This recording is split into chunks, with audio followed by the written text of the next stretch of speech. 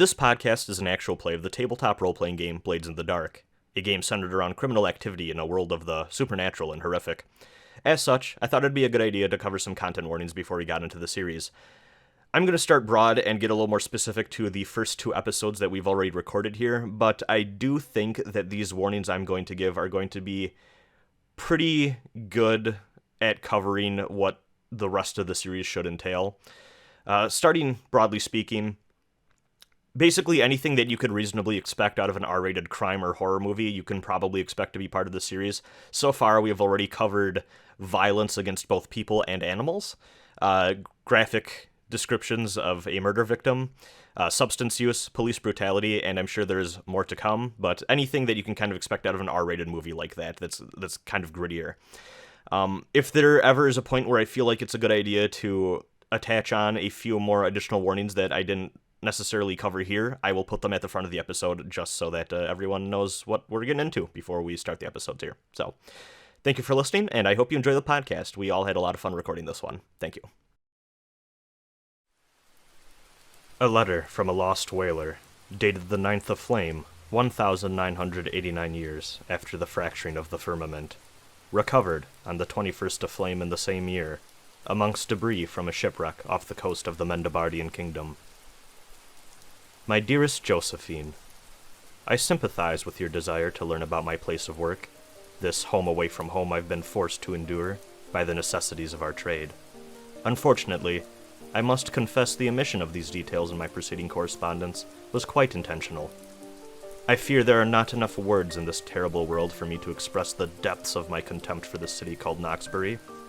The gloom is as thick out here as it is back home, if not worse, and the howling of its spirits a constant reminder of our harsh existence, as well as the dangers of my craft. When in port, the city's voltage fences and magical barriers are a comfort, protecting us common folk from the phantoms lurking in the fog. But, as any experienced traveler could tell you, the living can be just as terrifying as the undead. Gangs run rampant in the streets, squabbling for territory and respect. Sadly, the local government isn't much better. The city watchmen are more than happy to turn the other way if a criminal has enough coin to share. Witches and demonologists openly practice their sorceries here, in spite of their local church's teachings. Most distressingly, in the early hours of the morning, when the pub's lanterns begin to fade and the group is small, men whisper about the apostles living amongst the aristocracy.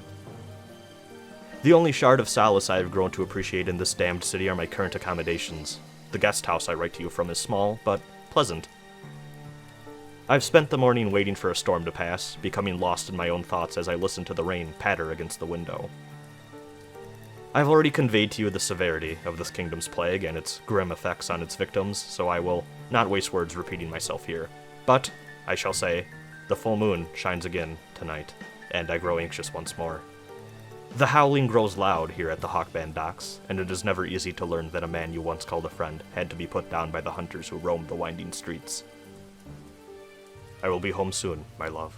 Tell little Maddie and Warren that I have gifts for each of them, and that I miss them with all my heart. I have already informed the captain that this will be my last whaling trip, and once I'm back home, I promise to never leave your side again. I will find work back home, as scarce as it may be. Our children are so old now, and I wake up every morning resenting my regular absence in their lives. With all my love, Otis.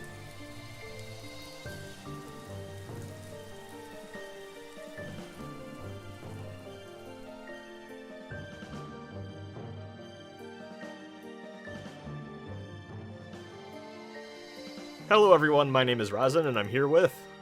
Hey, I'm Julien. Fang. Dysi. Claire.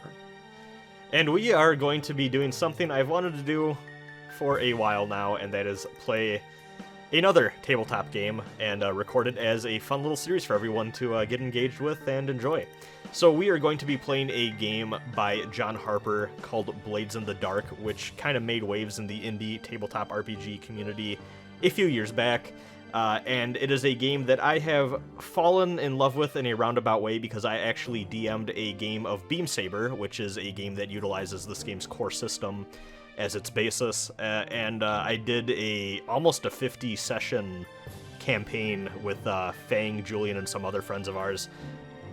And it was a really fun time. I really enjoyed the system and what it had to offer, and how it was different and had its own character compared to other RPGs. There's just a lot of fun things I appreciated about it. So I figured, why don't we go back to the starting point here, and I'm going to be doing a Blades in the Dark game, doing, though, a custom homebrew setting, because that's always what I like to do when I run tabletop games for people, is it's an excuse for me to create a new world. That being said, this is probably the hardest I have ever had to grapple with that fact about myself, because the world created for Blades in the Dark, the default setting, very cool and also very, very well integrated with the mechanics, so I had to do my homework and make sure that I was trying to create parallels to all those different mechanics and things that made sense as much as I possibly can. So if you're familiar with Blades in the Dark and the standard Duskwall setting, know that there's probably going to be a lot of crossover in terms of faction ideas and just general setting things, but I am doing my best to also try to differentiate it enough so that it doesn't feel like I'm just doing a pastiche of it, and I'm making something original and kind of what we can create all together as our own thing. So that'll be pretty fun. So our crew here is a band of thieves, essentially, that come from very different walks of life, and we are going to be introduced to them slowly but surely over the course of this first session here. And I think we are going to start actually with Julien's character, Chase Johnson. Yeah. So I'll just get into my character, a little bit about the background. So my character is named Chase Johnson, and what I set out to do was to create a character that is basically the opposite of the last character that I played. In that I'm making this character more of a jock type, someone who's a little bit more outgoing, and he's got a lot of stuff going on in his background. While he's kind of like a normal person in how he acts, his background just has a lot of baggage, I guess you could say. So it kind of starts off with his parents met. So his father was born into a very rich, kind of influential family, while his mother was kind of poor, not from really anything, and they ended up meeting and falling in love, and the family was really against the father doing that. And so over time, one day the father, when Chase was about, I forgot what day I said, but I think when he was about 16 years old, his father disappeared, and there were just kind of thoughts that maybe the family really disapproved with their marriage and the fact that they had a child, and they may have done something, and that's something that we'll probably find out what happened over time.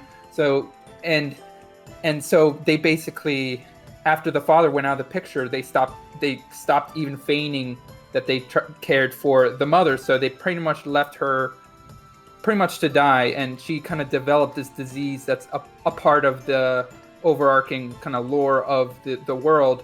And so Chase is trying to support his mother through her disease, when they have no money. And he ended up getting like a full ride to the local university of the setting that it's in, and through football. He's a football player, and because he desperately needed money, as the background, he ended up getting involved in fixing matches. People gambling on college sports, basically. So he kind of like participated in that a little bit, where he would kind of like make his team lose on purpose, and then kind of get some of the money. And he was found out and basically thrown out of college. So he's kind of starting to live this life of crime, just so that he could like support his mother, while he has most of his family very affluent, kind of just completely disregarding them. Yeah, and to establish a time and a place, we are taking. This is taking place in a setting that is essentially set in the an equivalent to the late 1800s. Think Victorian London times, and we are setting this in the capital city of the Kingdom of Mendebard, which is part of the Empire of Valorland, called Knoxbury, which is a city that is on the coast of the kingdom it is located in, and it is surrounded by a giant fence of lightning barriers and also some magical warding spells to close up some holes in between where the fences are located, trying to keep out this colorless fog that envelops most of the landscape of this world. A cataclysm happened about 1800 plus years ago that led to a fracturing, is what it's often referred to as. But basically, the boundaries of life and death in this world are a lot more thin, and things have gotten a lot more complicated than they were prior to this fracture happening. Though, granted, life goes on, humanity is great at adapting, and the world has still found ways to live in this now mostly ghost-run world, and survive, and still manage to fuck each other over, and do violence to one another, and have horrible plans for global domination and, making profit and all sorts of horrible things. So that's how things go sometimes. Be like that. They don't think it'd be like that, but it do. Yeah, honestly. Who wants to go next? Yeah, I'll just continue a bit. So my background is very different compared to the overall setting of the story, where the setting itself is very kind of fantasy based, very in the 1800s kind of style. And I kind of did that on purpose, where my character kind of has a very kind of modern backstory, and I'm excited to see how that kind of interacts with this really weird world. And so it's kind of intentional that it kind of has a more modern style to it. And just kind of in comparison to this weird world and the other player characters in this campaign. Yeah, and you're also using the Fortnite guy as your icon. Yeah. Fucking Jonesy. Do we want to go clockwise on this thing? Sure. All right, Fang, you're up. This is a temporary token, by the way. This was included with the Blades in the Dark module that we're using on Roll20 here. So, maybe one day I will figure out an older man token. Yeah, just use J.R.R. Tolkien for your yeah, Roll20 icon. Yeah. Oh god. So my character, his name is Amir Henrik. He's a dude in his mid-30s. I don't have nearly as complex or detailed as a backstory for my character. He's basically from a neighboring country. He got a whale oil refinery at some point. And was running that until a war broke out. And because of that business sort of went kaput. And he thought, okay, well, there's no good opportunities here. I'm going to go entry over. And now all he does for his hobbies is crime and smoking weed with a certain character that I'm sure we will meet very soon. Yes, we will. Yes, we will. Yeah. Yes. But yeah, I went into this basically going, I don't know anything about this game other than the base mechanics from Beam Saber that carried over. That's a very good game, by the way. I had a lot of fun with it. So, I pretty much just went into this going, I'm gonna just see how the setting is and base my character off of whatever happens. So, we'll see. It's gonna be fun. Yeah. All right, Claire, you're up. I am playing Eliza Battle. She is a professor at the aforementioned university. She specializes in studying curses. And she wants to get revenge on a lot of people, and that's why she studies curses. Related to that, she likes to collect dolls. My main goal in making this character was... I've never played a character that everyone hated and was completely insufferable before, so I wanted to try that out. a valid goal, honestly.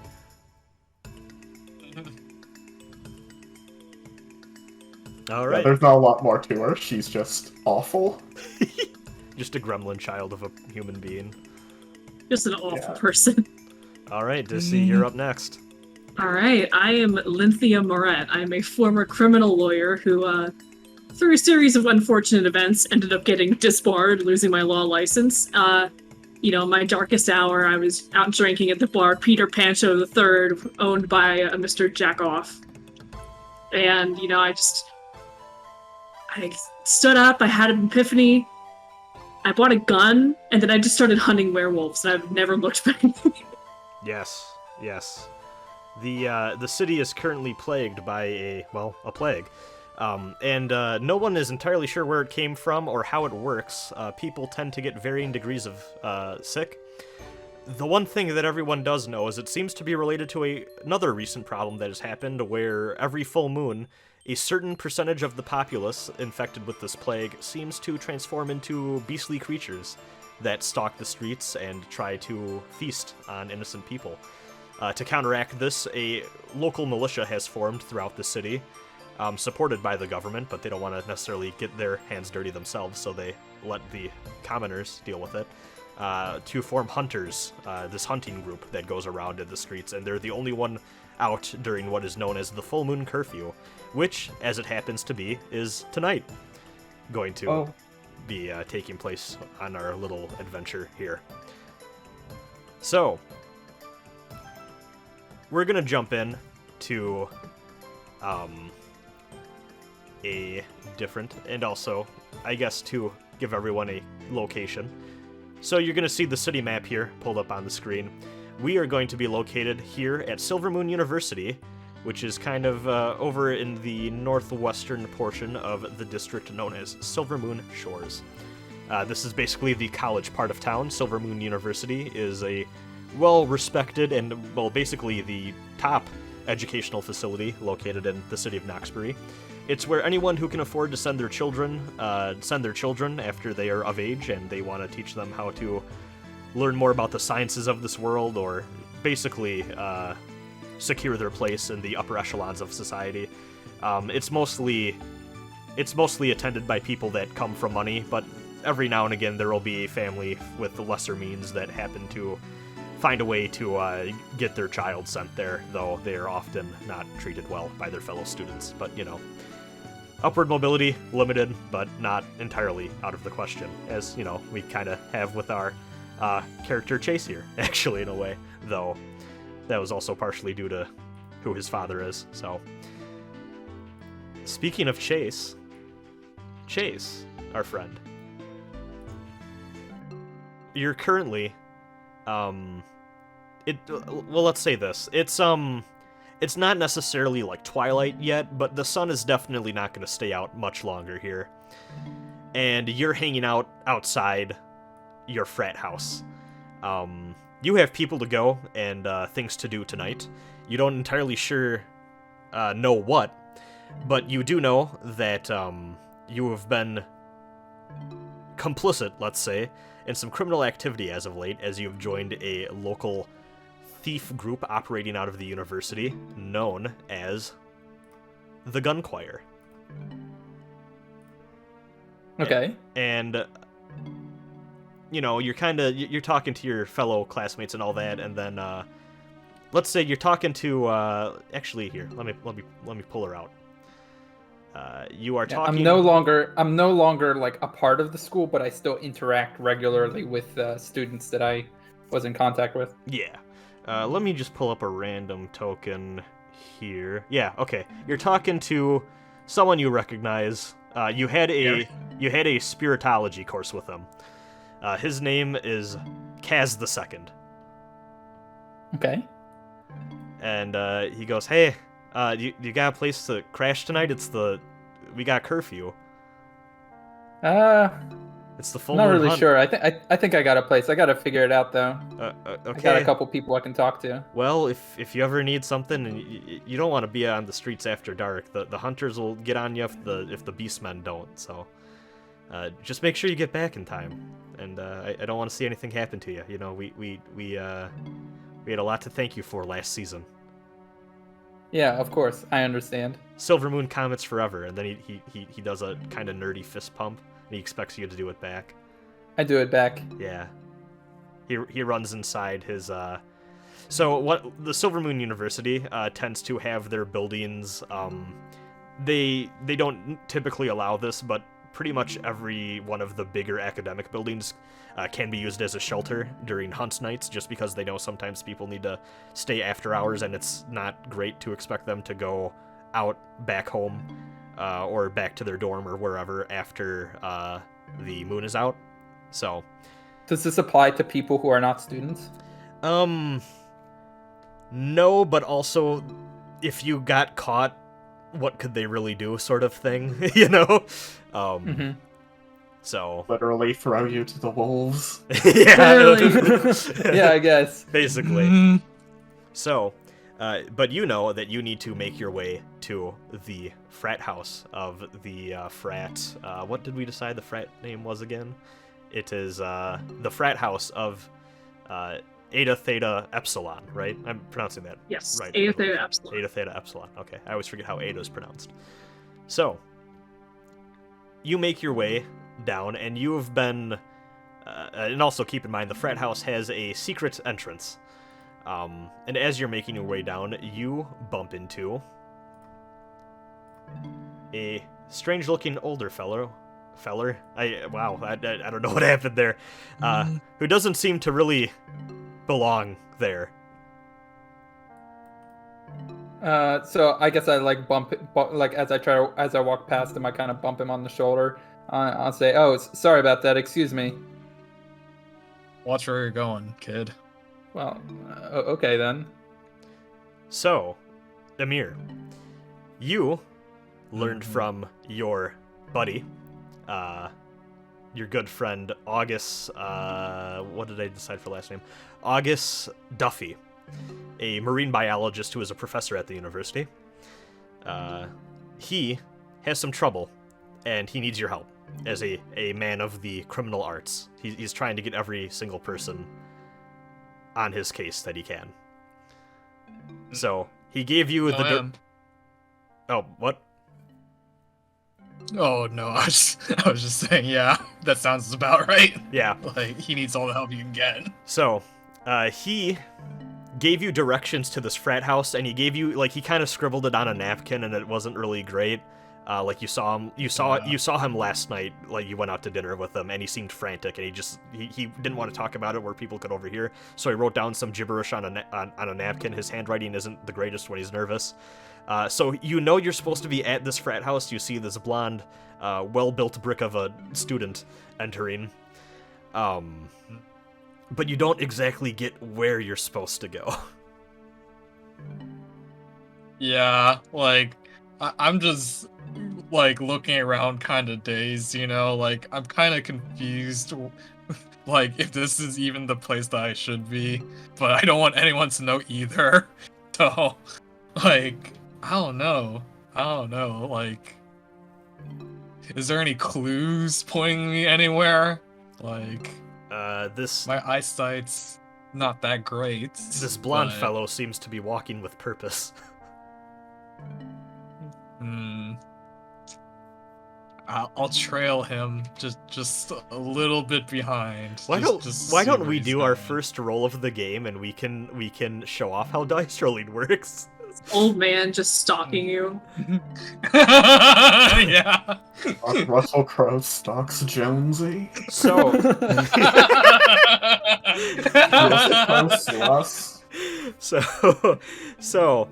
I just realized I need to add everyone crew name to the no, not Gun Choir, to everyone's character sheet. We can do that, whatever. So, Fang, if you pull up Amir's character sheet.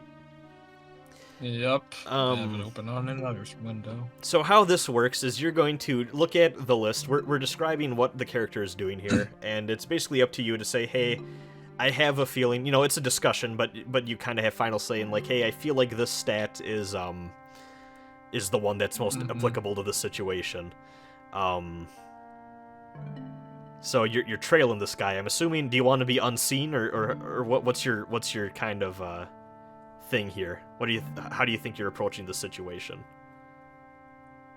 I think it's probably, I'd say I don't want to be noticed. Like, don't want to look too suspicious, because I can tell that my friend August is doing something real skeezy. So, All right. trying not to catch attention. So, we have a full list of stats here, and I feel like the one that would be most applicable to this situation is Prowl. We'll kind of all get more used to the stats as I'll kind of guide everyone as we go from the beginning. I know that Fang and Julien, you're probably very familiar with these already, but they basically are meant to be kind of vague on purpose so that they can apply to many different types of situation. But if you hover over it with your mouse, it'll give you a description of what that's each one useful means. too, actually. Yeah, that's not going to show up on the OBS recording, by the way, for anyone wondering, but that is very useful for us. Yes, for sure. Okay. So roll for Prowl then? Yep. Is that right? Yeah. So. Okay. Then on my end, what I need to determine is our position, which is basically, think of position as how risky a move or an action is going to be, and how bad could things possibly go if things end up going poorly for you and you fail. So the default position is risky. If you're in a position where things are looking pretty good and you have the upper hand on whatever situation you're trying to tackle, we move you up to controlled, which means that if something bad happens, there's less negative consequences. Other hand, if you're really between a rock and a hard place, this is going to be a desperate position. And desperate position is noteworthy because the consequences can get real bad if you screw up. However, anytime you make a desperate roll, your character gets XP in the relevant stat category. So, being in danger does have a benefit in this game, even if the consequences for failure are pretty bad. Sometimes you want to, it'll help build your character and build your experience the more you take these risks in bad spots, essentially. But the default position tends to be risky. Think of that as our neutral starting ground. And I feel like we're in pretty neutral starting ground. We're on an even playing field here. And then the effect is standard, which kind of has more of a gradient to it, but it essentially is the opposite. It is, hey, if something goes really well for us here, how good are the results going to be? And there's a lot of different factors for me as the game master running the game to consider when looking at this. Standard effect is kind of our default, which is, it'll have like it sounds like a standard effect on whatever you're trying to accomplish. Like, say you're trying to open a door that's kind of stuck. You make pretty good progress on standard. However, let's say that it's like a giant steel door that's really heavy. Your effect on a door like that might be more limited, and you might get less done on a successful roll than you would have otherwise. Maybe it's a really flimsy door made out of, twigs. Then it would be great. And then there's two other opposite extremes where there's one literally called extreme, which means that you're going to hit it out of the park if you do this right, or zero, which basically means what you're trying to do is stretching the limits of possibility, and even if you do whatever you're trying to do really well, you're not going to be able to break an iceberg in half by just punching it. However, there are a bunch of different mechanics involved where you can influence both your effect and also your stats in interesting ways, so that you can you have some ways to push back against the limits I set forth using these different positions and effects and whatnot. So I'm gonna put this down as standard effect because I think that this is pretty standard here. And also keep in mind, for everyone watching, I'm doing this roll just to show it off on screen, but the players will be doing these rolls themselves after this one, just to, I'll tell them what the position and effect will be. And then bonus dice, which you do not have any, which those will be the result of mechanics that we explain later. So let's roll. And Fang has 1 dot in Prowl, which means he is going to roll 1 die. Ooh. And you got nice. A 6. 6? On a 6, these are all 6-sided dice, by the way. On a 6, you got a complete success. You prowl. You sneak behind our friend Chase here, no problem. You're very successful in trailing your target here. On a 4 or 5, what would have happened is he still would have successfully trailed his target, but there would have been a complication or some sort of... It's a partial success is the word for it. There would have been something that happened that would have resulted in... Who knows what could have possibly happened. Maybe you stumbled and made some noise that you didn't intend. Maybe you fell a little bit further behind because you were trying to be a little too cautious. And then 1 through 3, if you had rolled that, would have been a complete failure, and you probably just would have blown your cover or lost track of whoever you were tailing. The consequences are kind of up to my discretion, and it is a big part of GMing the game to kind of go with the flow of things and see what is an appropriate consequence on failures and partial successes versus how the characters are progressing. So, yeah, now that we've explained the core mechanic that is kind of the going to be the cornerstone of all of this game's mechanics, you managed to follow your friend here into the interior of the frat house. You kind of sneak in through the door, and you see him pull on a bookshelf that then slides the wall out from under. It slides to the left from underneath the wall, and it reveals a secret corridor that no one would have possibly seen if that one specific book hadn't been pulled on the shelf. And you see him enter, and the wall closes behind him. Fancy that. All right. Well, that looks like something that August would concoct, so let's just pull that same book and make my way down. All right. I'm sure no one will mind. As this is happening, inside the interior meeting place that this is trying to hide, a very, very nervous-looking professor sits on his chair near to the inactive fireplace, while let's get our friends Eliza in here, sitting at another chair. Then also does look equally nervous. Who does look equally nervous, yes. And I'm assuming a more confident-looking Lynthia. Yeah. In another chair. So, I'll start with Eliza. Your connection is a fairly standard here. This is a coworker of yours for how long has Eliza worked at the university or lectured at the university? Actually, I should ask. He's not actually that old, so probably only a couple of years. Okay, so our friend here, August, is August. I keep forgetting the last name. August Duffy is probably, he's been a member of this university for quite a long time. He is one of the more influential voices in the natural science college, and he knows his marine biology fairly well.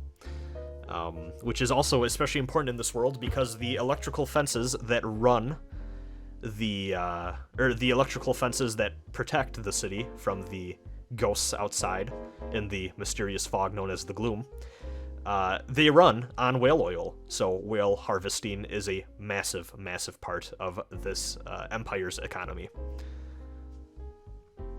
But he knows that you've been involved with some, let's say, shadowy deals the past few months. It's, there's kind of rumors throughout the department, but there's also, I feel like there's probably a lot of rumors about you in general anyways, so people are kind of taking it with a grain of salt. Yeah. But he has a spirit problem that he asked you to help with, because he thinks of all of the people in the College of Spirituality, you're probably one of the few that could get the job done, even if he's a little bit nervous talking to you alone. Yeah, she does happen to have just some, very long nails, just, in her hand at all times, pretty much. Not nails as in fingernails, either. We're talking, industrial nails. What they put into Jesus. Thank you for your specificity. I appreciate it. That shit they put into Jesus. So, also here, probably because August is nervous, August has a friend who is a a hotshot lawyer that also teaches law at the university named Edwin. What name did we give this guy? It was Edwin Tucker. Edwin Tucker. Edwin Tucker. Edwin Tucker is known pretty well throughout the legal world of our city of Knoxbury here. And although Edwin didn't have much advice or anything nice to do on his own when August came to him for help, Edwin does know a lot of people, including a former lawyer turned beastman hunter known as Lynn, also known as Lynthia Moret. And after exchanging some contact info, Lynn, I feel like you're not a person who says no to jobs if you feel like there's... Oh, no, God, no. Money is money. Money is money. So you found yourself finding your way to this mysterious secret basement area of this university frat house. And you are now with a very nervous professor of marine life forms and a very nervous and very creepy looking professor of the spiritual realm. Probably feel a little bit like a fish out of water. Pun. A real fucking intended. cast of characters here.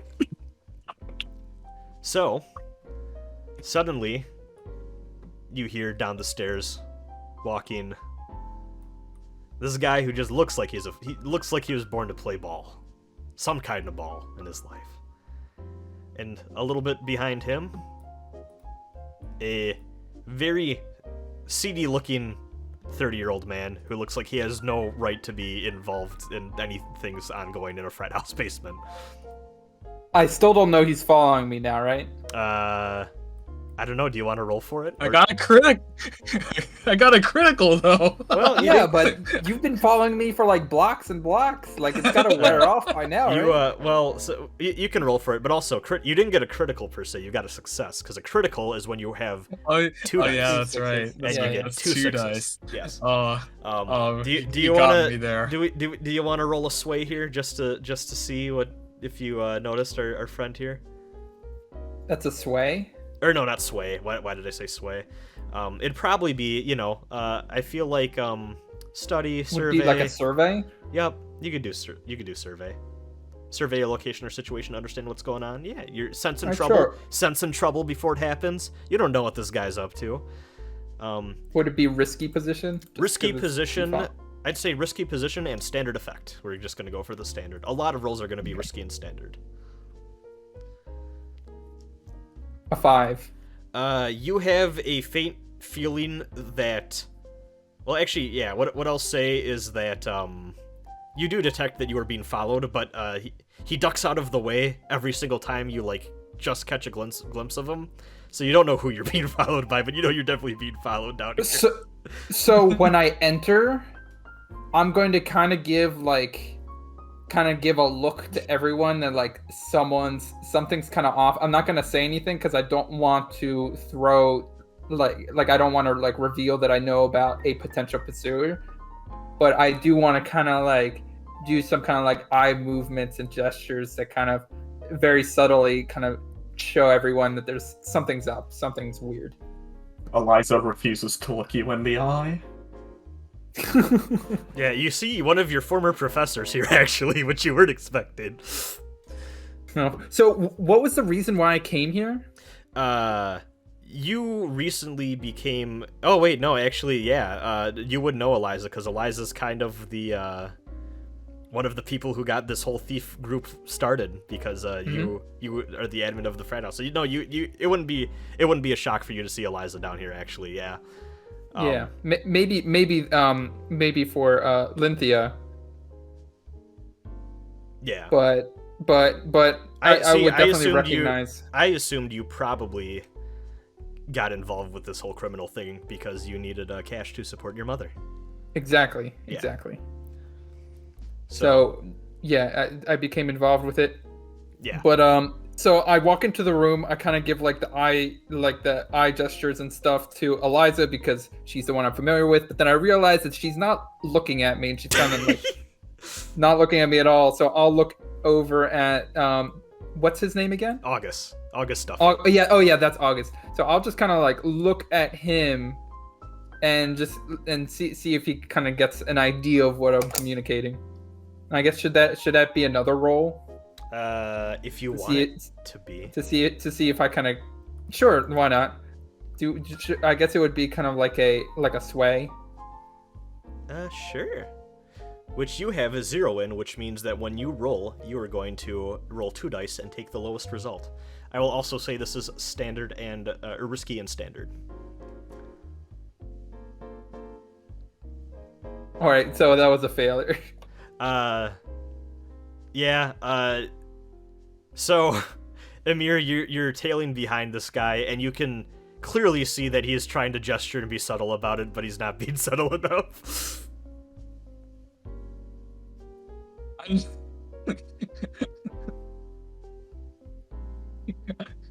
I like to think my character also thinks this is just funny. And just chuckles like,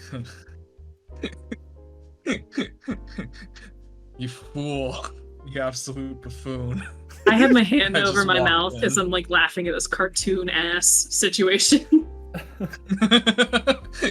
Yeah, like I just walked past him, take a seat. Hey, August. Ah, just the man I wanted to see. Everyone sit down, sit down.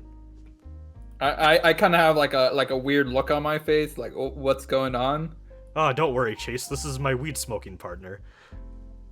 You Oh, really took me for a okay. loop with the directions. Yeah, I was, listen. We got very complicated situation. It's the night of the full moon curfew. The hunts are gonna begin any hour now, and I need a talented crew of well-respected individuals, and then he side-eyes Eliza, to get a job done for me. I will pay very well. I would hope so. I could be out hunting right now. So, I was going to... It all starts 1 week ago. I met with my main contact for my devil's lettuce, and we started talking, and just as he was about to hand over the bag to me, some of the Knoxbury City Watch stumbled onto the scene, and while we didn't get caught, it scared my dealer enough to then relocate, and he decided to put a duffel bag with my name on it inside the, I forgot the name of it, Brown Hill Cemetery. He put it in the tomb of a woman who passed away recently that has been rumored to haunt the area. I'm sure you've all heard of Cemetery Cecilia. Who? Oh, Cemetery Cecilia. She was someone who was found murdered in the canals. They hid her body before the bloodhounds could get to her and cremate the body and prevent the ghost from forming.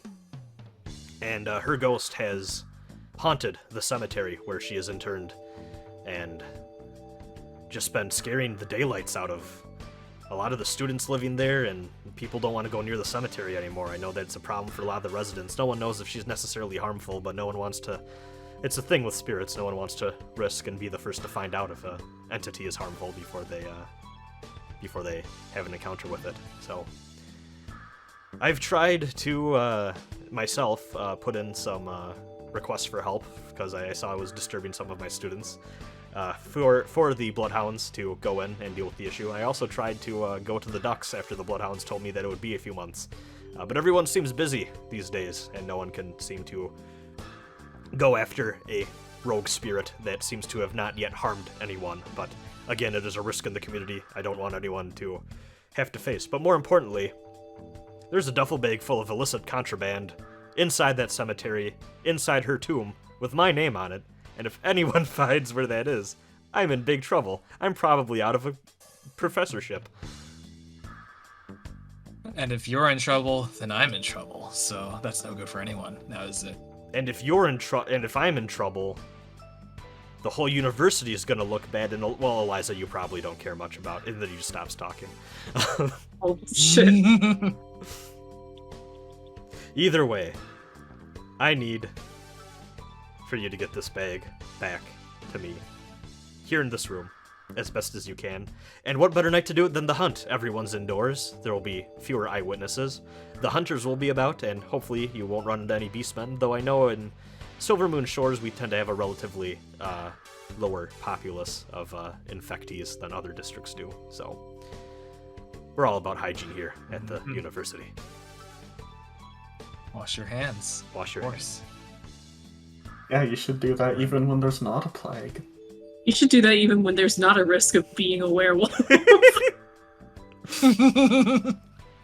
Life lessons with Blades in the Dark. No.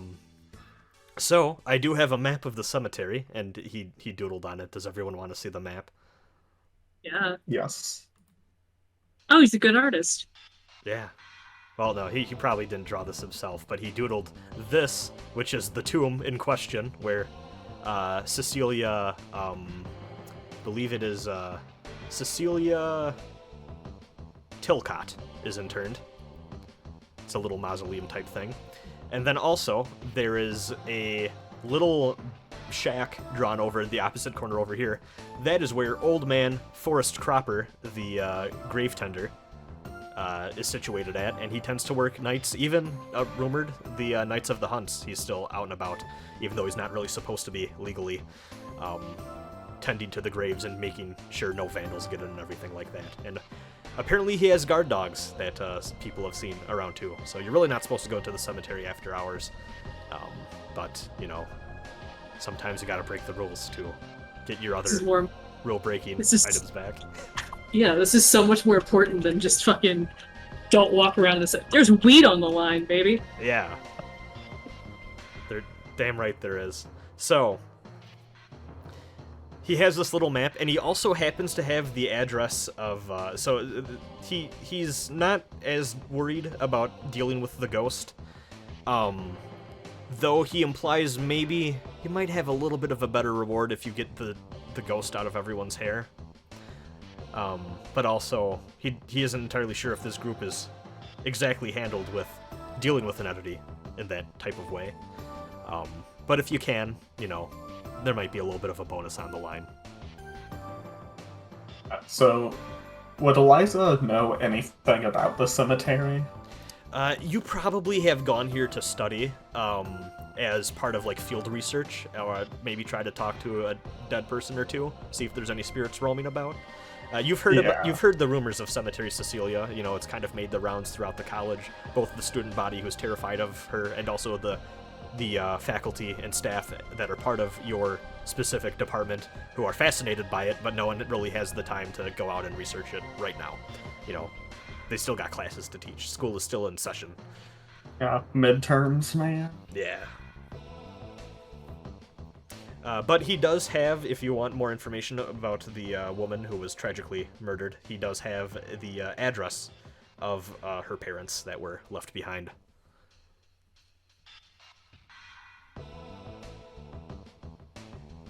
Well, did Cecilia have, like, a last name?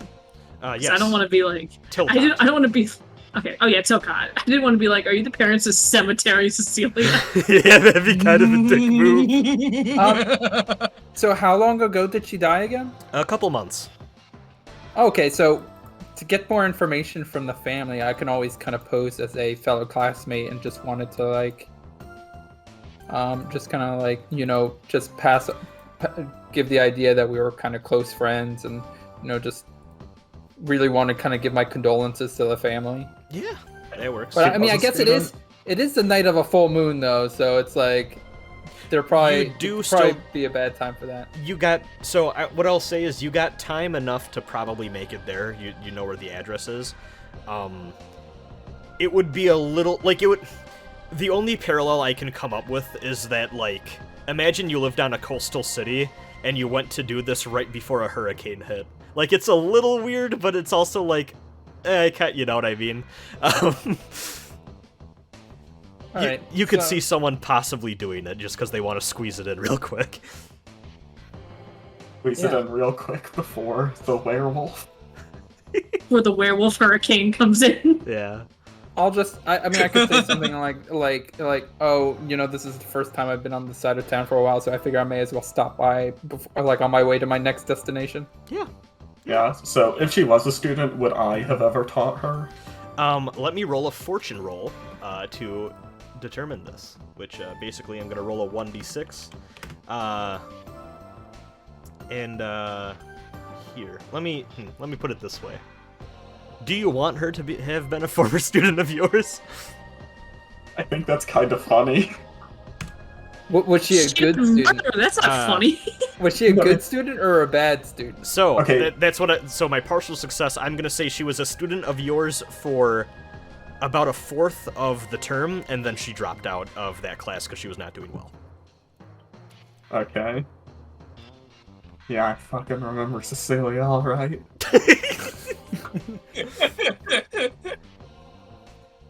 But also, Eliza is elated that she can speak with a ghost of someone she knew. She hasn't had that opportunity before. Yeah, this is a fun time. This could go really well, or really terribly, who knows? Who can say? Mm-hmm.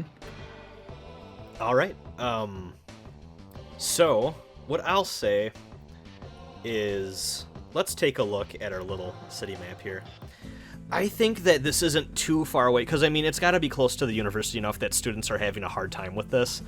I think what we're going to do is, we'll use this green little marker that we had from pre-recording. Let's say the cemetery is, like, right over here-ish.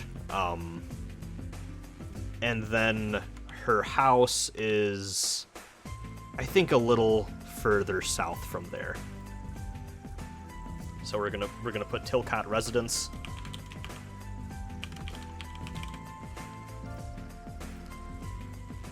And this will be the Brown Hill Cemetery. I just want to put an A in cemetery for some fucking reason, but I mean, no, never mind. Fuck you. Cemetery. Thank you. So, yeah, what's the group's plan here? Well, I guess actually, this is where we get into the planning phase of our little adventure here, because we now have a score, which is basically the name for like a mission that our group is going to go on. So the only thing we need to really worry about now is what the detail is going to be. When you choose a plan, you provide a missing detail, like the point of attack, social connections, etc. If you don't know the detail, you can gather information in some way to discover it. Well, I guess before that we have to choose one of the plans. So if you have the PDF open, go to page 127. That is, again, the book number, not the PDF reader number. And there's a couple different plans that you get to choose from that basically is what sort of category is this going to fill. We have assault, do violence to a target. The detail would be what the point of attack is. The deception would be to lure, trick, or manipulate someone, and the detail would be the method of our deception. Stealth would be to trespass unseen, and the detail would be what point are we infiltrating from. Occult, engage a supernatural power, and detail the arcane method. I feel like that's probably what this is. Yeah. Mm-hmm. Yeah. No, we're gonna do violence to the ghost. Here's you the thing. you could Stealth. also do deception. We could also do deception. We could do deception or stealth or occult. It all depends on what we want to accomplish here. If we just want to get that bag of contraband back into him, that would probably be more stealth than occult, honestly, because we're not really dealing with the entity, we're trying to sneak past it. Or if we want to talk with it and let us get the bag, that'd be a deception. Or I guess it could be a social too, either way. Or hey, transport. Carry cargo or people through danger. This could really be, whichever way you want to have this go, this is what I love about this Forged in the Dark system. Whatever way you want this to go, it is your oyster to decide what this looks like. I feel like stealth would be kind of risky when you're dealing with a ghost. Like, yeah, I think it can go through walls and see you. I think deception. As they say, they can walk through walls, disappear, and fly. Yeah. They're much more unique than the other guy. Yeah. Yeah, so we can learn stuff. If we learn stuff about the ghost from the family, we can use the knowledge we get to kind of deceive it into getting the bag back. That's what I'm thinking. I don't know, I feel like our goal is to get cargo, and safely retrieve it, potentially through werewolves. There's a lot of different angles we can go with here.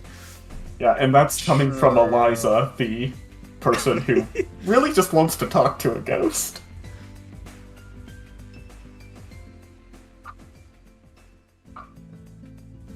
I'm not sure. Anyone else got an idea? Kind of tip it one way or the other.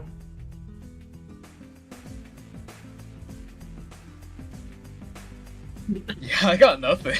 Like, these are all pretty good angles, so... Except for assault, I really feel like that one won't work. That one's pretty Yeah, rough. that one's not working. I punched the violence ghost. to a target. Doing violence to a ghost that was the spirit of someone who was murdered, probably not. What? Yeah. Yeah. See, the thing is, if the ghost is in possession of it, we need to be able to get it from the ghost. So I'm not sure if transport's the best idea. Well, you don't necessarily know if the ghost is in possession of it. It happens to be in the tomb. Like, it was dropped off in the tomb of a person who haunts the cemetery nearby area. Because we're uncertain of how the ghost would act, I feel like transport might not be the best idea because there might be some factors revolving around the ghost that might be a little bit hard to predict, which means kind of having a transport-focused mission might kind of make things a little bit more difficult to deal with. I mean, we also don't know how the gravekeeper will act, or the dogs, or the werewolves, or the hunters. Yeah. Like, there's enough unknown variables that I think that one doesn't really sway it. Stealth might be good for handling Gravekeeper.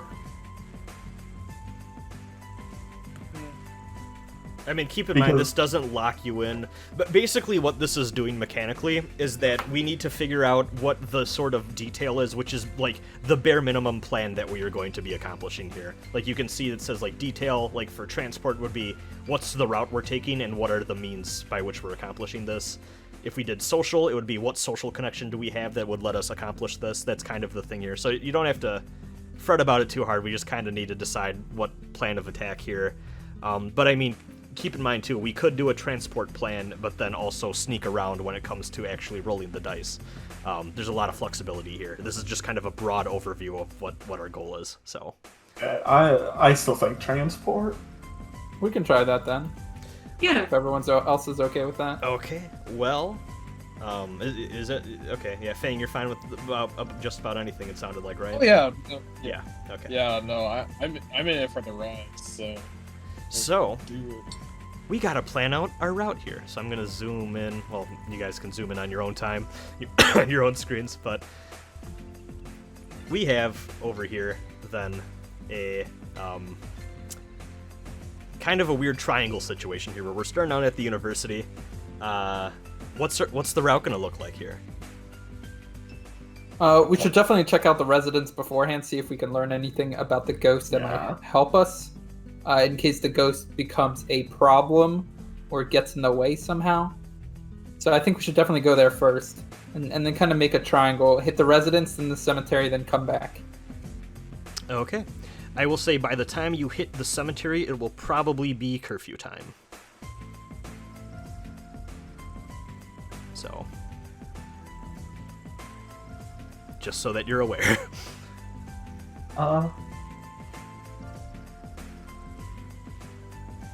That sounds like everyone's good with the Tilcott, then Brown Hill, then back to Silvermoon plan?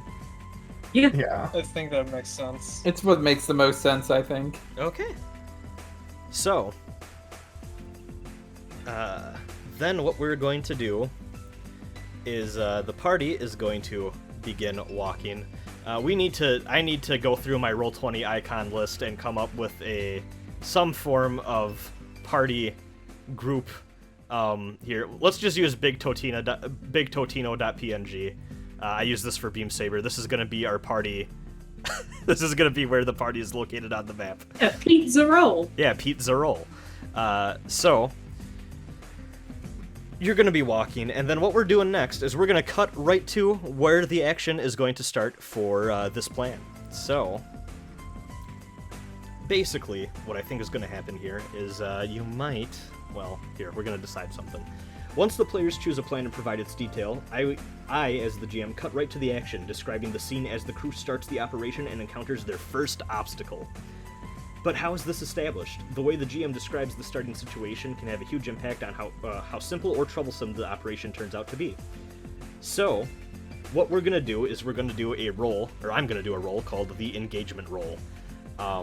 So, we have one dice right now, and that's just representative of sheer luck, how well this goes. Just the grand fate of Lady Luck, how well we're starting out here.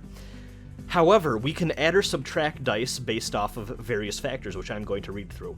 Is the operation particularly bold or daring? Take a +1. You know, you're going out during werewolf time. I feel like that's kind of bold. I felt like it was bold to be talking to the family of a murder victim about how she's a ghost of the cemetery. That's also very fair.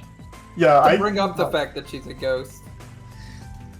bring up the rumor she's a ghost. It's not a fact. Do we feel that this... So we're at +2. Otherwise, and let's be as honest about this as we all possibly can be. Is the operation overly complex or contingent on many factors? I don't think it is. I think there's a lot of obstacles, but I don't necessarily think that means it's complex. Yeah, the obstacles... Yeah. The obstacle just kind of is consists of, a fighting. dude. So... Yeah. Does the plan's detail expose a vulnerability of the target or hit them where they're weakest? I don't necessarily think just because you're at the cemetery that means you're exploiting a vulnerability. Though you are talking to her parents. Yeah. But that's specifically a vulnerability just on one front, which is the ghost. You know, there's so many other fronts that That's true, but she's necessarily kind of the helping us. target of the mission, too. She's the main target that will be affected by the mission. We knock on the door. We're going to neutralize the target, your daughter. She already was. Anyways, no. Jesus. We're going to neutralize your daughter. I think... Yeah, I don't think it necessarily exposes the vulnerability. I think we'll leave that, though you're reaching a sensitive place, but it doesn't expose anything. Is the target strongest against this approach, or do they have a particular defense or special preparation? I don't think that Cemetery Cecilia even knows any of you exist, really, in that way. Or knows that you're coming, I should say. You don't have any friends or contacts providing aid or insight right now. You don't have any enemies or rivals trying to interfere with you right now. And there aren't any other elements I think that could add or subtract a dice, so I think that this is an honest-to-God 2d6 roll of the dice. So, I am going to roll 2d6. And we're going to take the highest result, which was a 6, which means that we did pretty good here. On a 6, We did it, Reddit. we got a good result. You're in a controlled position when the action starts. So, you're all making your way downtown. I'm sorry I had to say it. When we get to the... We're walking through the streets of Silvermoon here. And it's a lot more deserted than it looks. This is peak nighttime hours, let's say. But it's a lot more deserted since everyone's trying to make their way indoors because they don't want to become werewolf chow or bullied by the hunters under the assumption that maybe perhaps they are a werewolf. So you're all walking. Now, I'd say, you're kind of walking through the back streets, I'd say more so, to get where you are. You're kind of trying to cut the shortest possible route, which involves a lot of alleyways and less trafficked areas, shall we say. Now, about 2 alleyways or streetways down Lynthia, you end up hearing Who am I? Oh yeah, I'm missing Eliza. I was like, I have 3 tokens, but I need 4. You hear a familiar voice. In fact, it is the voice of, here, let me grab a token from the token library real quick that would fit whoever this is. Let's say it's this guy. We'll say it's this guy. Just gonna use a generic token for this. You hear the voice, as well as a few other people in a group talking, and it is none other than Travis McFadden, who is a well-respected hunter that has his own little group that likes to go out on the full moon hunts. And they seem to be kind of heading your direction. Now, you know that it's still not curfew time, so it's perfectly fine to be out and about, but it is a little suspicious for a hunter to be seen just kind of walking around with a group of people. I know, I got this. Do you think you want to talk to? You want to try talking to this? Yeah, I want to talk. Yeah. Okay. Do you communicate to the rest of your group that you know this guy, or like that they're coming? Keep in mind you're in a controlled position. You have a lot of time to react and a lot of time to plan here. Yeah, I'm gonna say, all right, I need everybody to follow my lead. Okay. It'll be very easy to follow me. okay. Just there's this dude coming up. I know him. This is problem solving 101. Okay, so the group approaches you, and let me ask, how do you? Or I could leave this up to a roll if we want to go fun and chaotic random with it.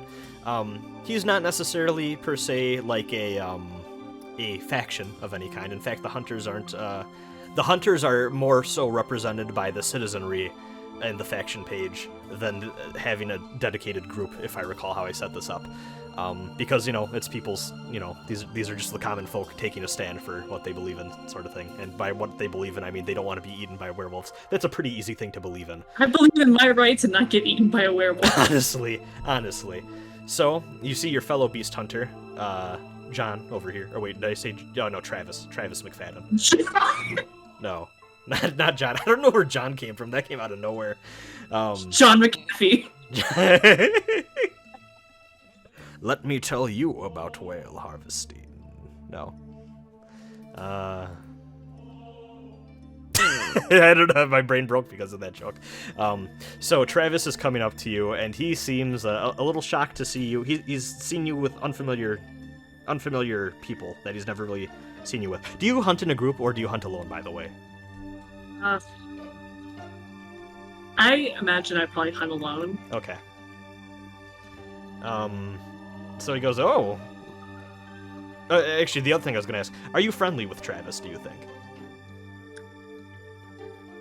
I'd say we're on alright terms. Like, we've never run afoul of each other. Okay, you know each other and you do the same thing, so there's a little bit of a connection there in that sort of distant, like, yeah. We run in kind of the same circles and do the same things crowd.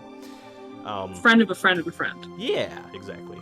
So Travis goes, oh, Liz, I didn't think you had your own crew. Well, Travis, you would be correct. I don't. These folks here are from the university, and they were out and about after hours, and they came to me and they said, listen, Liz, the hunt's coming up kind of soon. Hunters could be out at any hour. So they asked me to escort them, so, they don't get assaulted by any beastmen. Out of the goodness of my heart, I figured, you know what? I'll take them for a little walk, If they need to be protected on their way home, I'll do that. Isn't the university, and then he does like a that away, and then he points in the direction you just came from? Yeah, they're coming from the university going home. Oh. Since that's technically a lie, I feel like that's a roll. I said it, but I said it beforehand. Fine. Before what? I said it like they're coming home from the university, and you're like, isn't it that way? It's like, no. Well, yeah, but what do I need to roll? Yeah, we're not going up. We're going to a home, just not. Yes. I mean, you're still up to something suspicious that he's kind of. I never used an article. That he's trying to figure. All right, What would I roll? Us out. So your there is well, it depends on how you want to handle the situation, because how do you think you'd handle? He seems a little skeptical about what you're doing. He thinks it's a little out of character for you, and he seems trying to pry where maybe he doesn't have any right to. We're an acquaintance. You don't know me, bitch. Yeah, so, like, are you gonna try to persuade him to, like, leave you alone? This is... yeah. If you want to look at your character sheet, and so, one thing I will say, don't be afraid in this game to roll for things you don't have stats in, just because it'll be more natural, and this is a game where failing can hurt, but it's more interesting than having everyone succeed all the time and just rolling for their best stats. So you do have 1 point in command if you want to try to command him to, buzz out, but also, if you feel like it's more natural for your character to try to sway him to leave you alone or consort with him and be friendly and just kind of play it off like a joke, don't feel bad about rolling for those stats as well, even though you have 0 in them, if that makes sense.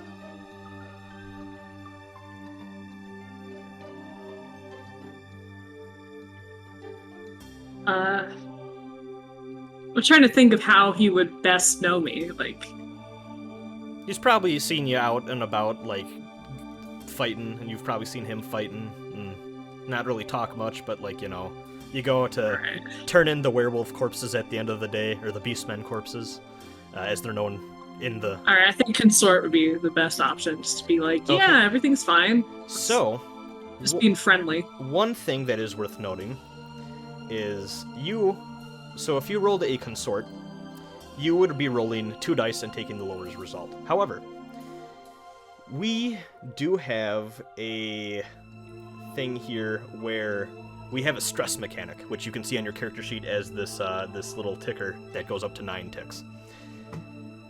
You can push yourself by adding 2 stress, and what that basically does is you have 3 different options. You can add 1 dice to your roll, so that would take you from a 0 dice, so, 2 dice take the lowest, to a 1 dice.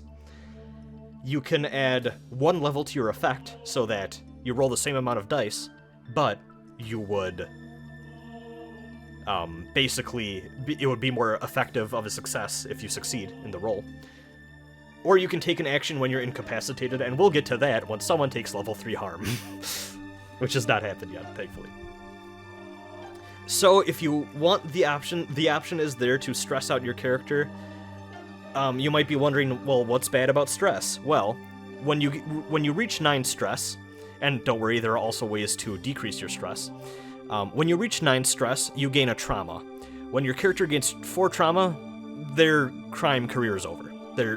They're either broken, they're done, they retire, they can't do this anymore. They're out. There are also ways to get rid of trauma, but we will talk about that later. So, basically... Yeah, this is nothing so serious I need to take stress, so I'm just gonna roll. You're just gonna roll? Okay. Yeah, it's fucking Travis. Though, also, the other thing, and I'm sorry if this is going slow, but I want to explain the mechanics as best I can, and this would also be appropriate. There is also a assist mechanic where, let me see if I can, let's see, stress, pushing yourself, trauma, where is the assist mechanic?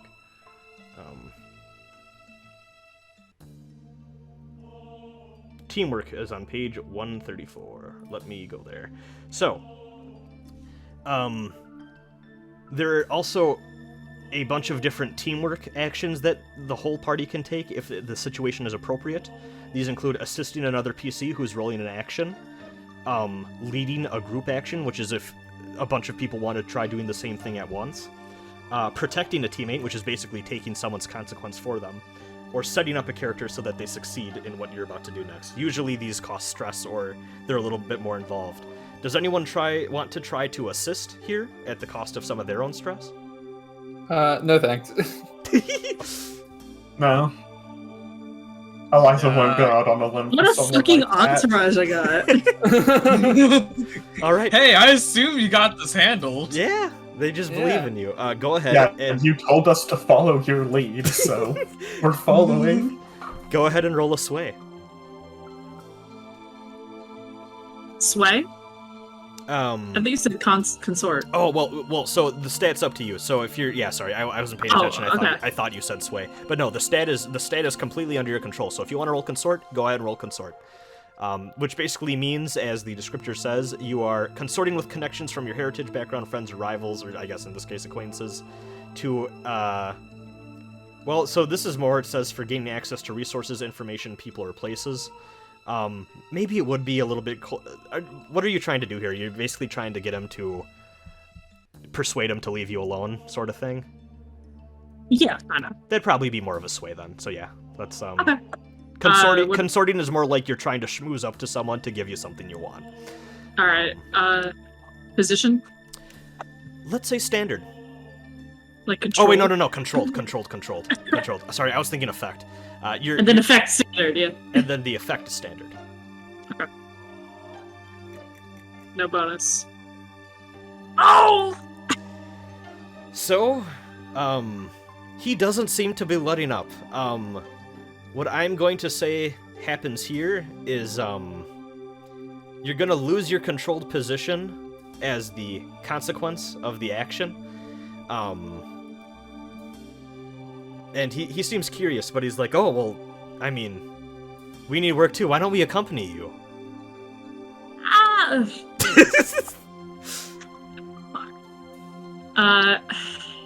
Travis, listen, this is not an insult to you. You've seen me working, you know. I tend to fly on my own, you know.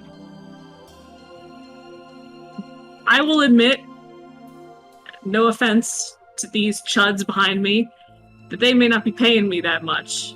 So I feel like, you know, probably you on your own would be much better off, like just hunting. Yeah, I feel like that's gonna be another role. If you want to continue going and then change that to something else, you can. Or, even, too, you know, you don't have to keep talking. You could keep on moving, too, if you wanted, and that'd probably be more of a physical role. You know, I'm almost done walking them over, so I think that, you know, I'm gonna be done soon. So I mean, like, you really, it would be a waste of time, honestly. Okay. What stat do you think this will be for getting this guy out of your hair? Again. Command, get the fuck out. Okay. Yeah, like you just start to, like, you see he's not really budging, you're just like, yeah, get out of here. Yeah, why don't you roll a command? You lose your temper with them. This will, because you lost control position, so this will be risky and standard effect. Get out of here. Get out of here. You see a single tear roll down Travis's face, and he goes, I don't need more money anyways. And then he's like, let's go, boys. And then they walk into a side street. Eliza's going to take out a notepad and start writing down a description of what he looked like and why he inconvenienced her. Oh no. I'm just gonna like. I like to imagine it's like a modern, out of period legal, like, yellow pad, you know? Yeah, like it's Ballpoint pen, real clicky. just saying fuck this guy. Oh god. You continue walking, and you start to enter a little more ramshackle part of Silverwood. I'm going to move you over to the Tilcott resident exterior. You are now outside of what appears to be the address that your buddy August gave you on this little scrap of paper. I guess I'll kind of take over from here. Is everyone going to be there when I like knock on the door and someone opens it, or is it just going to be a thing where only I, like the student who like I could pass off as like a friend of the? Yeah, I think only you and I could reasonably Yeah. I'm explain. To be fair, I'll chime in. If you did want to use the hunter excuse as like, oh, we needed protection because you know what night it is, that would make sense. I can't think of any good reason why Amir would probably be there though. He's my uncle. Yeah, there you go. There you go. Sure. I like to imagine you sure. two look nothing alike. Well, yeah, that's why he's the uncle. You know, I got all my looks from the other side of the family. There you go. There you go. All right, well, Unfortunately. what was the girl's name again? Cecilia. Cecilia. That's okay. right. That's right. I right. will describe. This is so like it looks in the picture. This is a 2-story house that looks pretty cramped in a row of many other 2-story cramped houses that are essentially like wall to wall next to each other. Can we see in any of the windows? You certainly can try. Do you want to? Do you want to just look in and not care if anyone sees you, or do you want to try to be a little sneaky about it? I'm not gonna risk it because I don't want to kind of just like make myself seem like a weirdo. Okay, you're just gonna No, knock. I'll just knock on the door. You know, knock like do like 3 knocks. Hold on, you hear a kind of elderly voice say. All right. The door opens and a very small-looking woman answers.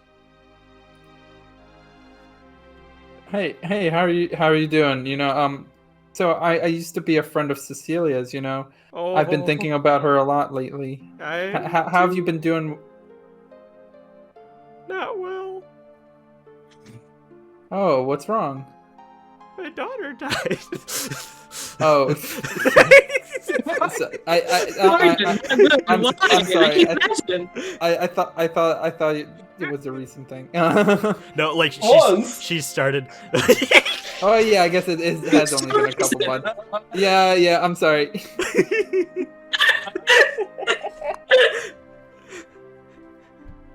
Anyway, I just, we talked a lot while we were at school, and I just wanted to come by here and, kind of learn a little bit more about her because, she was a very good friend of mine, and I'm still very sad to see her go. Yes, do you want to? I know. What do you need shelter for the night? Do you want to stop in? We have cookies. No, we'll only be here for a short while, but I just wanted to hear more about her. Oh yes. And then suddenly you hear from the back, an old man go, "Tell him we're not interested." And then she goes, "No, they're Cecilia's friends." And he goes, "Oh." And then you see behind an old geezer-looking ass. Yes. So these people behind me, I have my uncle with me. He came to visit the school, so we're tagging along together. We've also got a hunter protecting us. We've also got one of my teachers here. She's gonna help tutor me tonight. I don't even think you need to roll because I feel like this grandma is very, very trusting. Yeah, Eliza's like, I taught Cecilia when she was... Yeah, I taught her for a little bit. Oh, great. I always love learning more about her friends. Come in. And then they both invite you in. I go inside. Okay, let me yoink in everyone here. Is everyone going in, I should say, or is anyone staying out? I'm going in. I'm going in. You're all going in? Okay. It's a small and quaint home, but definitely, you see the signs of depression, disarray. Things aren't necessarily being put back into place with as much stringency as there might be in a better time in their lives. But it's a very cozy-looking lounge that you'd type of expect from this sort of home in this part of the town. Upon going in, do I see anything that maybe looks off or weird? Other than it's a little messier than you'd expect 2 older people to be, but you kind of know, you understand why that could happen. Yeah. Considering situations, but nothing really out of the ordinary in that way. No. Can I roll for survey to see if there's anything I can learn about Cecilia, just maybe based on any photographs or just maybe there might be some like trophies or like anything that I can like help that. me learn. I like that. Go ahead and roll a survey then if you want. I'd say this is going to be standard and risky. I'm just gonna assume standard risky unless you say otherwise, just to make it easier. Yeah, I mean it's my job to make sure. Oh yeah, I mean, not much. Okay, I guess I don't really see anything. No, my eyes aren't it's a little dark outside, so it's like Yeah. my eyes aren't quite getting used to the light that's in here. Yeah, and it's not really it's I'm assuming late 1800s. Yeah, most stuff is still probably like candlelit in these, so yeah, it's a little dark in here. So yeah, they sit you down, they offer you cookies as said. And she started, yeah, it just hasn't been the same in this house ever since we lost our little girl. We still don't know do you know who could have done such a thing?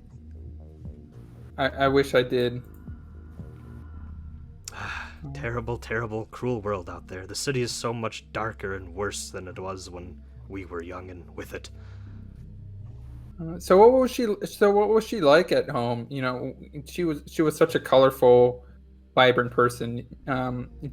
Everyone just loved talking to her. I'm curious what her home life was like. They kind of beam up and they're like, "Oh, that's great. We always were worried she had no friends. She was always so shut up in her room. We couldn't get her away from those books she was always bringing in." Oh, books? Yeah. Do you know what they were? She just said she was doing coursework and she really threw herself all into her studying. And yeah. On hearing that, Eliza is going to be like, could I look at those books? I know I may have assigned her some of them, and I love to see students that take my work seriously, I think that'll probably be a roll, because I think they'll be a little concerned about letting anyone into her room that they don't know. But I think that could be a consort, though. Yeah, I was gonna say consort because it is using a connection from my background. Yeah, no, that's perfectly good. All right, position standard. Or risky. Standard risky. God damn it! Oh, I keep saying standard for position when it's risky. But yeah. And I no feel like- bonus dice. I feel like it's bullshit that she was studying because she failed out of Eliza's class. Yeah. Oh, certainly.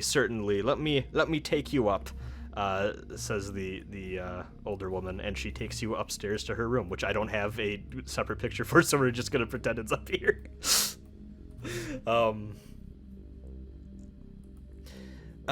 Do we want to, here, I'll do heads or tails. I'm gonna roll a 1d2. On a 1, we'll continue with the conversation down here. On a 2, we'll see what's happening upstairs first. A 1, okay, the conversation continues as Eliza goes upstairs. Oh, yeah. We miss our little angel. What? You didn't take her out on any dates we didn't know about, did you, boy? No, of course not. We were just good friends. Anyone taking out him? You're kidding. I kind of like punch him in the shoulder, kind of hard. Ow. So how did you know our Cecilia? Oh, we were actually in Eliza, Miss Eliza's, the teacher who just went upstairs. We were in that class together. Oh. No, Good. we kind of shared some notes. We were always so worried that she wasn't talking to anyone. She never seemed to go to any group study sessions or nothing. She always was just nose in the books upstairs. Always told us not to come in if the door was shut. Yeah, she was definitely not like that. Not like that at school. She was definitely a lot more social. He seems relieved. Kind of like, I mean, I'm kind of bullshitting, but Yeah, just trying to make them a little happy, Yeah. Just kind of reassure them, just kind of be friendly, see if by doing that they're willing to give any more information, anything else. Yeah. Just Yeah. fucking eating cookie. Oh, I'm impressed you came all this way out during the full moon hunt. Curfew is about to start any. Geez, probably less than an hour now. Yeah, like I don't know. I've been thinking about her a lot lately, and I just felt like, her home is kind of on the way to where I'm going. So I figured I might as well stop by. Like it just I don't know, something like it just felt like it was a good time, despite what tonight is. Yeah. I think at that point he is going to he's getting a little emotional again. But he says, "Oh, may the church, or may Saint Gwen bless your heart." That's kind of like the big religion of Mendebard. Was previously actually just known as the Goddess Gwen, but when the Empire took them over many centuries ago, she was kind of kicked down a peg from a goddess to a saint of the main imperial religion. So, he actually is going to pull out a map of the cemetery, basically like the same type of map. It seems like this is probably a brochure that you can get from someplace in town. And he goes, "Here's her tomb if you ever want to visit her." Oh, we visit her every weekend. Of course. I'd love to stop by and bring some flowers. Maybe bring some flowers by some of the other classmates who, just loved hanging out with her. We could probably do it as like, just kind of like a group. I'm so happy that she had people she could count on, like you. My character is kind of feeling bad about this, that he's lying. Yeah.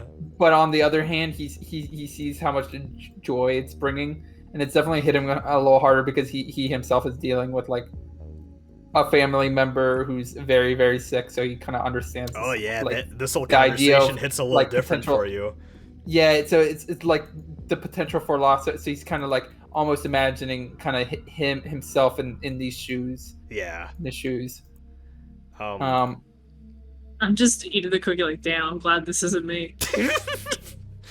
Yeah, Get like over this guy. I'm just feeling with like a toothpick, like, oh, something's in my teeth. I'm just looking away, like Getting your mouth awkward. grime all over the floor.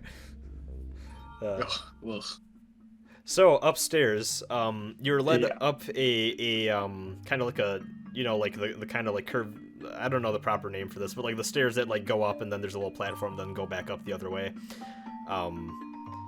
And you're led to past a room that seems like the master bedroom, and then a little bit beyond that is a smaller room that appears to have been Cecilia's room. You open up the door and it looks pristine. It looks like they still clean it. They still keep all of her little knickknacks in place. All of her clothes are still in the closet. Window is open a little bit because it's it's summer. It is the equivalent of July in their calendar in this fictional world. And they're just letting the air in a little bit, and you see that there are Eliza. You're like, damn, like this girl got good taste. There are occult tomes stacked so far on this desk. Liza's now baffled this girl was failing her class. Honestly, yeah. I will say that was probably, I think it was like a year ago, I would say, that she had your class. Yeah. Eliza's just going to kind of look over the books and be like, huh. She studied harder than I realized.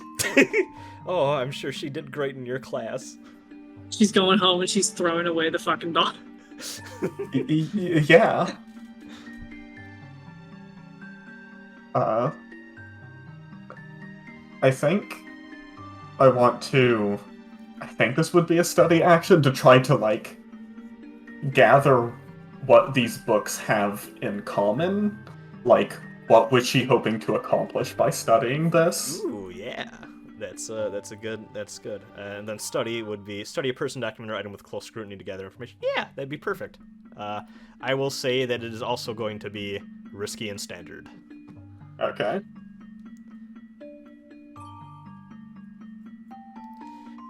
So there's just so much of it that you have a pretty good idea for what you're looking for.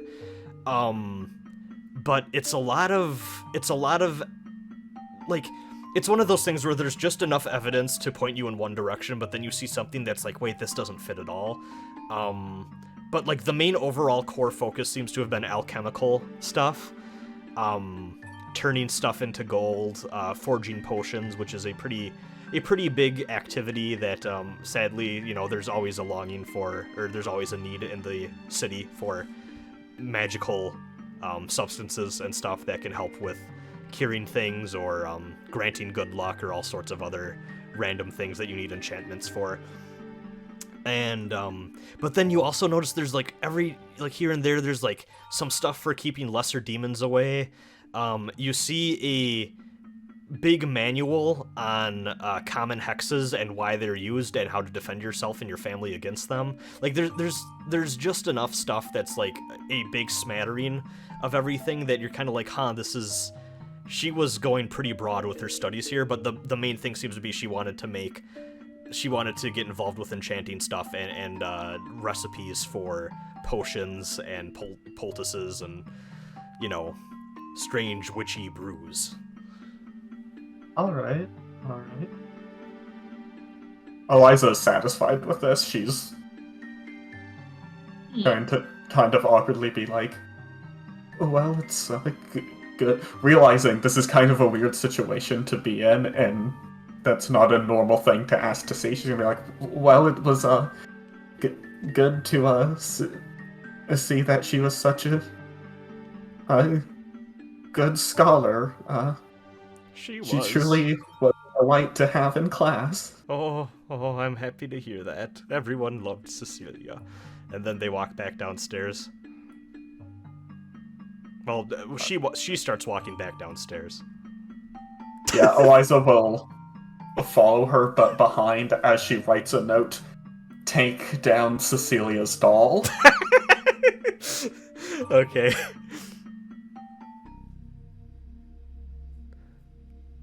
You're all back downstairs, and the night grows ever darker.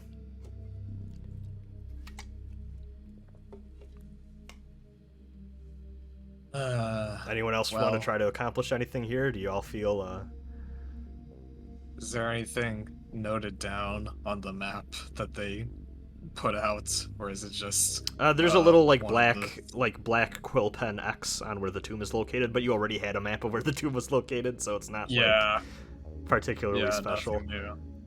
Yeah, I'm good. Yeah. Yeah, Eliza is satisfied with what she's gathered. Okay. Now, are you gonna just bid them farewell and get on with your little journey here? Yeah. I think we can go. I was thinking about maybe prying for more information, but I think they probably do not know anything more. Yeah. If she was so holed up, whatever we could have learned was based on what they told us about how she behaved, which they did, and whatever Eliza learned from going upstairs. I feel like anything else would be pushing it, and we are kind of running. We should kind of get a move on before, you know, it becomes a bad time. Beastman time. Before Werewolf Town. Yeah. So yeah, assuming you say your farewells, and then Mr. Tilcott, which I think, what did I have? Oh yeah, Kiefer Tilcott says, "Oh well, a good time was had by y'all. If you ever want more cookies, come on by. Edith makes them wonderfully."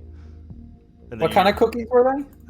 Whatever the equivalent of sugar cookies is in the late 1800s. Oh. So probably sugar cookies? Covered with icing. I don't know the history of cookies well enough to establish. I mean, I'm guessing it's just cookies, but they put some sugar in it. Yeah, look, cookies with sugar and some icing on it. Right. Shouldn't we call them biscuits, because this is like fake London? Sugar cookie is You want. believed to have originated in the mid-1700s in Nazareth, Pennsylvania.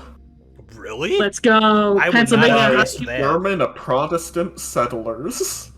Huh. Interesting. You learn something Is a new rich- every day. Pennsylvania fucking hype. German settler hype. All right. So, you all bid them farewell. Now, I am going to move you back to the street map.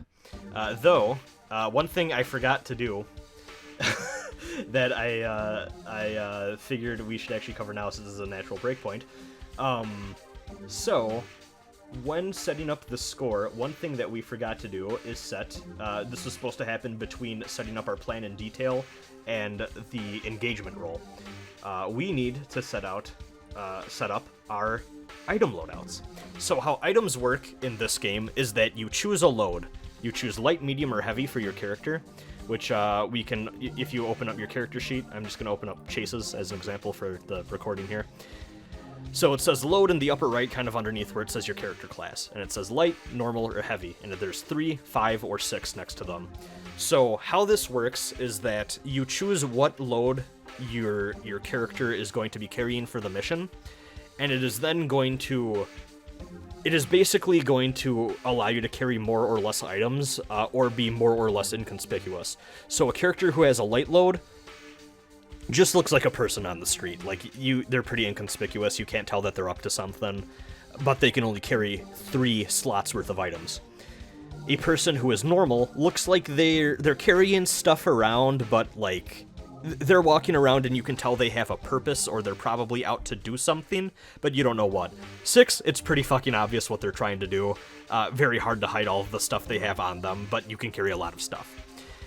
So, you don't select... I mean, you can if you want, but there's no real advantage to doing this. Basically, you select your load at the start of a mission, but then you select the item when you think you need it. So, say that you selected a character for a stealth mission, and you said, you know, I want to go with a light load.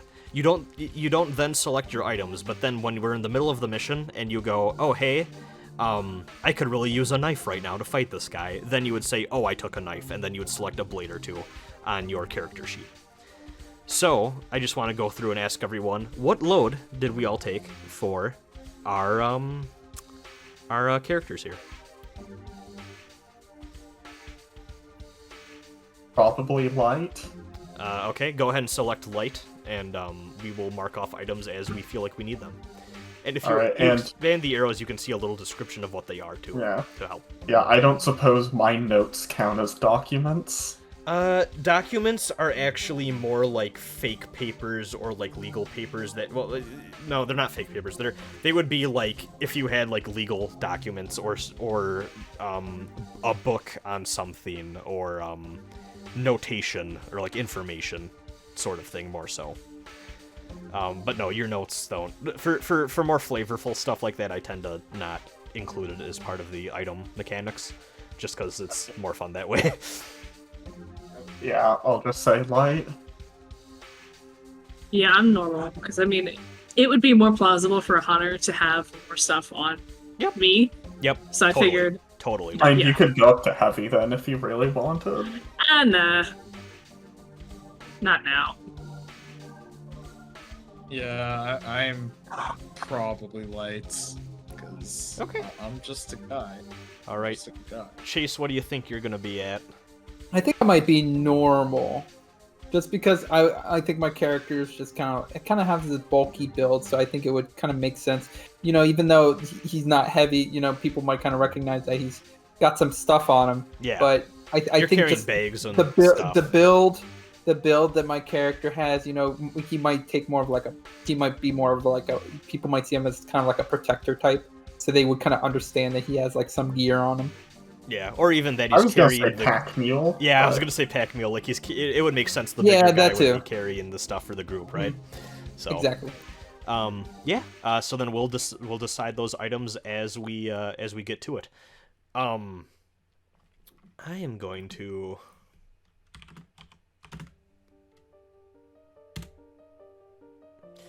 As you approach the cemetery, you hear, like, you want to say, like, maybe 7 blocks down, you hear a faint, "Ooh," and then bang, gunshot, and then the howling stops. Yeah, there it is. There they are. It seems like it is time